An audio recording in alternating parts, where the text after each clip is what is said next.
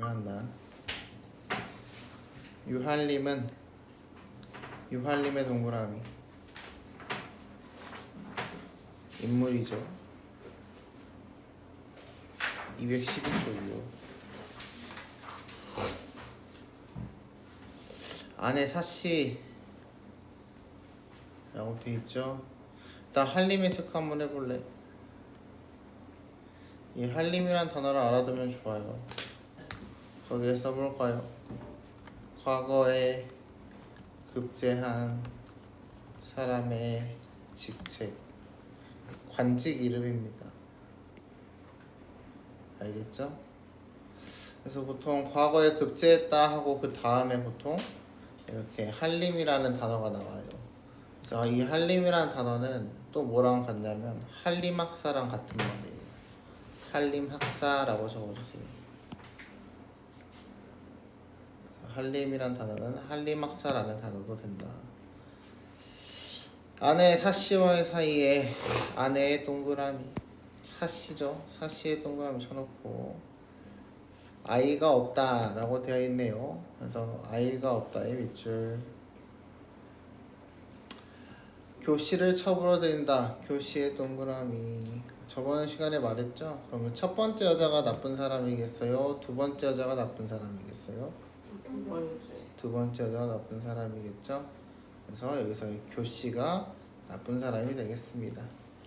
악독한 성격의 교씨는 동청과 계략을 꾸며 동청의 동그라미도 등장인물이 나왔네요. 근데 동청이랑 교씨랑 같이 계교를 꾸몄으니까 둘 다 나쁜 친구들이라고 보시면 되겠어요. 사씨를 내쫓고 자신이 정실 부인이 된다. 사씨는 집을 떠나 이리저리 떠돌고 교씨와 동청의 계략으로 유한림도 유배를 간다. 거기에 체크.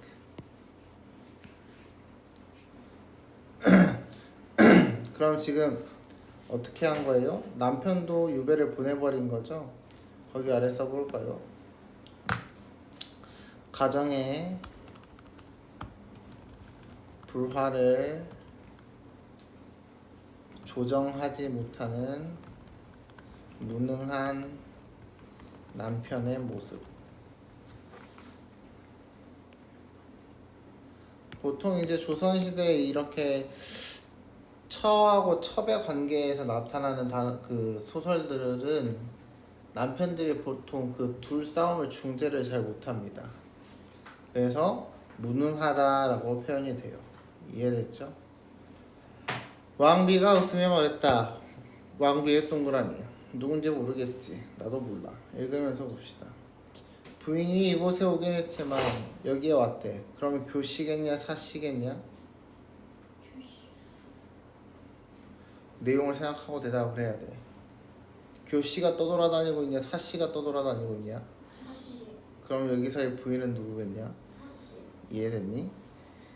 아직 멀었어. 남의 도인이 그대와 인연이 있으니 잠깐 의탁하게 될 것이오. 그런 거 체크. 아직 때가 멀었어. 남의 도인이 그대와 인연이 있으니 잠깐 의탁하게 될 것이오. 지금 이 내용 뭐예요? 지금 만나는 거예요? 미래에 있을 일이에요?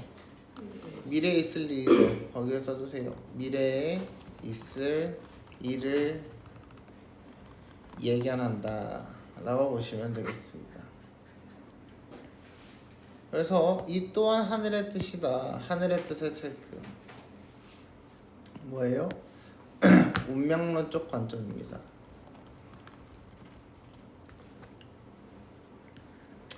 사씨가 여쭈었다. 남해라면 바다 끝으로 알고 있사옵니다. 첩에게는 탈 것도 없고 돈도 없는데 어떻게 가겠습니까? 왕비가 말했다. 조만간 길을 인도하는 자의 체크. 이것도 뭐예요? 미래에 대한 이야기죠. 거기 또 써주세요. 미래에 있을 일을 예견한다. 그러면 인도하는 자가 있다라고 했으니까 저 사람은 뭐겠어요? 조력자에 대한 이야기겠죠? 조력자라고도 적어주세요.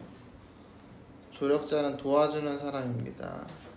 조금 더 염려 마라. 이윽고 좌우에 앉아있는 부인들을 하나하나 소개했다. 위국 부인 장강, 한나라에 반첩여 등이 있었다. 사씨가 다소곳이 일어나 머리를 조아리고 말했다. 뜻밖에도 모든 부인님의 얼굴을 오늘 뵙게 되니 크나큰 영광입니다. 드디어 하직을 하고, 하직이라는 거는 하직이 뭔지 아나요? 그 직장 그만두고. 아하, 여기에 써주세요. 굿바이.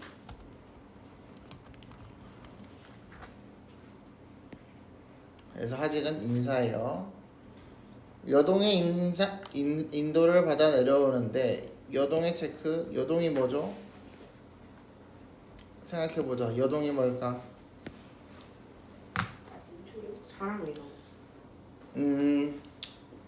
보통 이렇게 신선세계하고 혹은 천상계랑 만날 때는 보통 이 매개체 역할을 해주는 사람이 있습니다. 그러면 어른이 주로 매개체를 할 때도 있지만 보통은 순수한 아이들이 매개체 역할을 하러 와요. 그래서 여기서 여동할 때 동은 아이 동자고요. 여는 여자아이에 대한 이야기죠. 그래서 여동에다가 여자아이라고 적어주세요. 여동의 인도를 받아오는데 걷었던 주렴을 내리는 소리가 요란하였다. 주렴의 체크. 주렴 뭔지 기억나나? 배웠었는데. 술. 그 마실 수 있느냐? 아니. 여기서의 주렴은 거기다 쓰세요. 블라인드. 너네 중국집 가서 밥 먹은 적 있지? 중국집 배달만 시켜 먹지 않잖아. 가서 먹어본 적도 있잖아. 중국집 같은 데 가면 어때요? 이렇게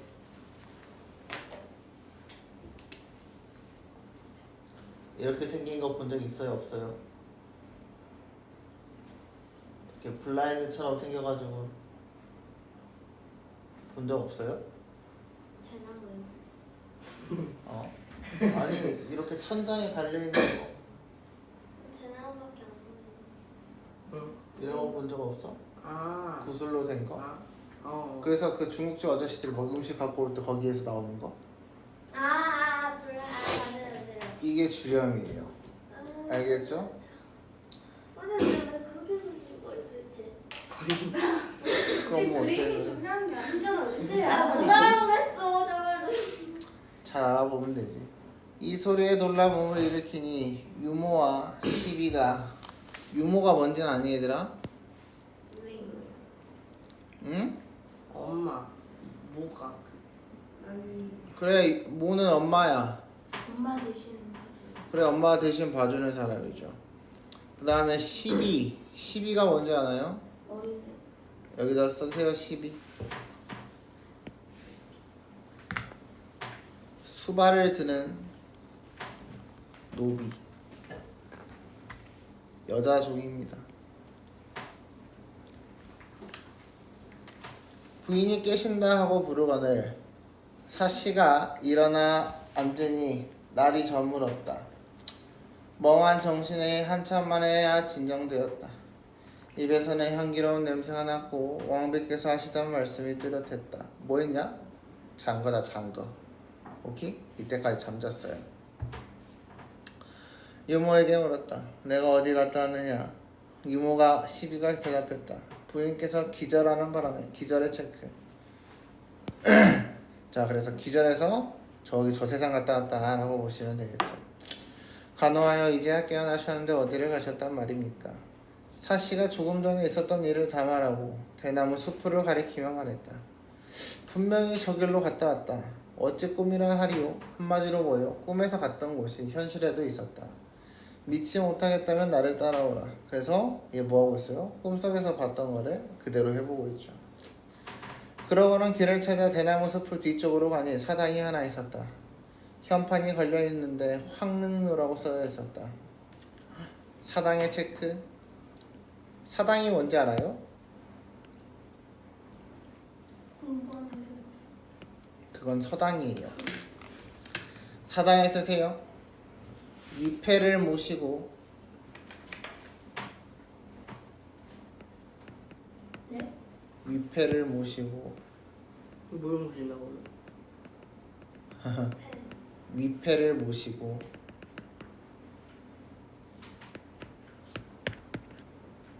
잠시만.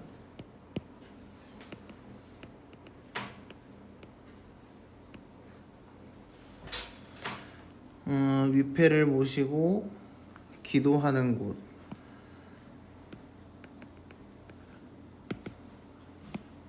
그렇게 써주시면 돼요. 위패를 모시고 기도하는 곳. 거기가 사당입니다. 현판이 걸려 있는데 황릉묘라고 쓰여 있었다. 황릉묘에 체크. 분명 아황과 여영 두 왕비의 묘로 꿈에서 본 것과 같았다. 꿈에서 본 것과 같았다도 체크. 자, 그래서 사당 안으로 들어가 보니 두 왕비의 초상화가 갈려 있었는데 꿈에서 본 것과 같았다. 그래서 그림이 있었대요. 꿈에서 본 사람들이었대요. 이에서 씨가 향을 피우고 절하며 말했다. 이제 뭐 하는 거야? 아까 말했던 것처럼 기도하는 거죠. 이해됐나요? 네. 첩이 왕비의 가르치심을 입어 훗날 좋은 시절을 만나서 영화를 누리게 된다면 어찌 그 은혜를 잊으리까? 거기에 써주세요. 저 잘 되면 은혜를 갚을게요.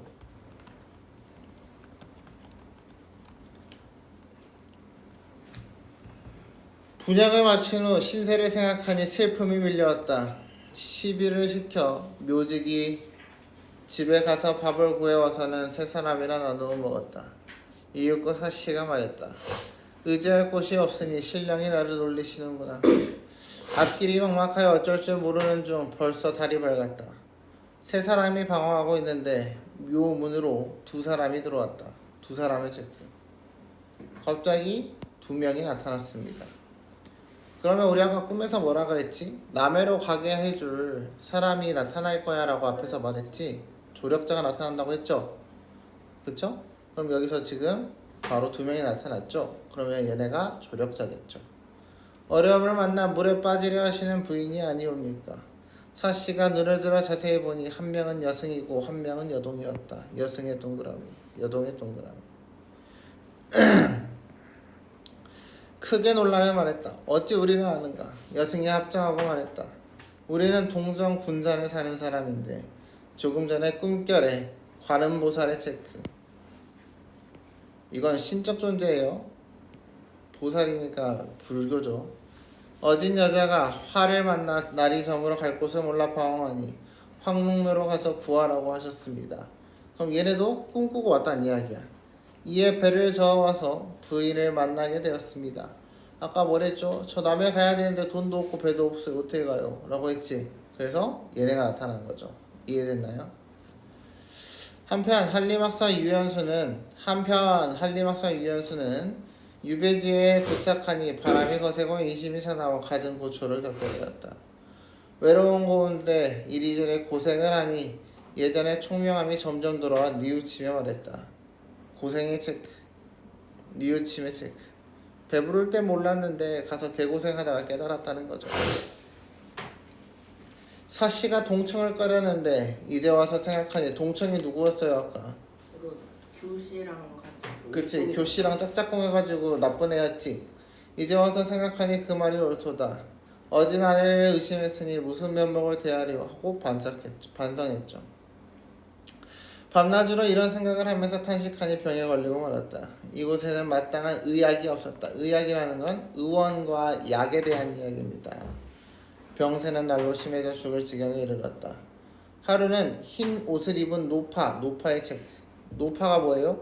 노인. 거기에 써줘. 여자 노인.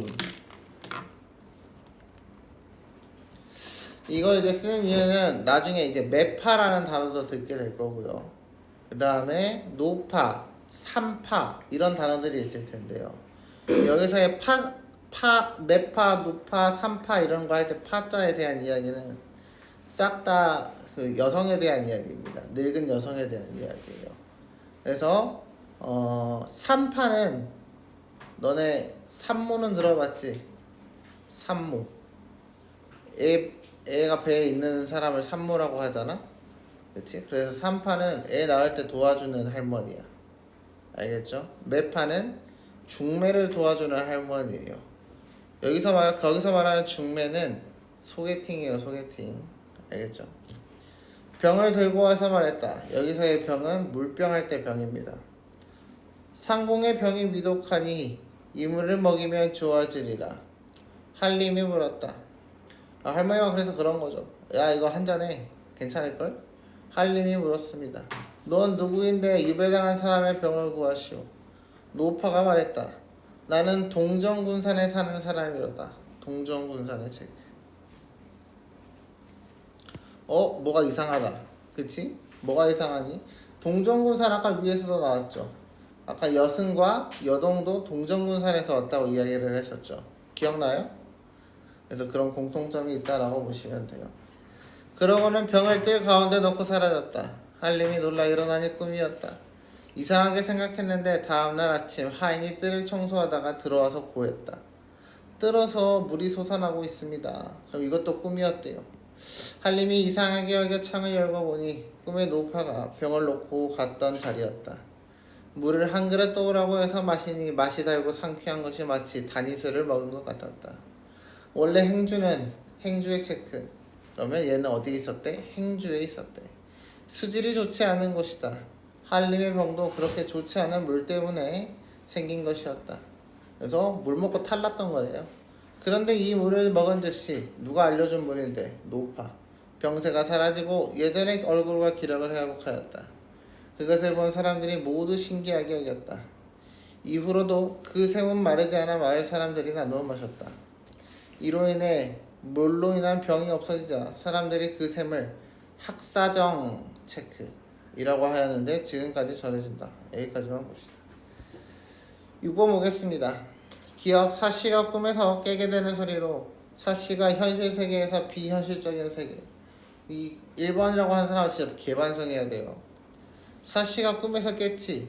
그럼 꿈속이 현실이냐 꿈속이 비현실이냐. 비현실. 그래서 1번 틀렸어요. 사씨가 꿈에서 보았던 것과 같은 장소로 비현실적 상황과 현실적 상황의 경계를 분명히 구별하게 한다. 맞나요? 분명하면은 있어야 돼, 없어야 돼? 없어야지.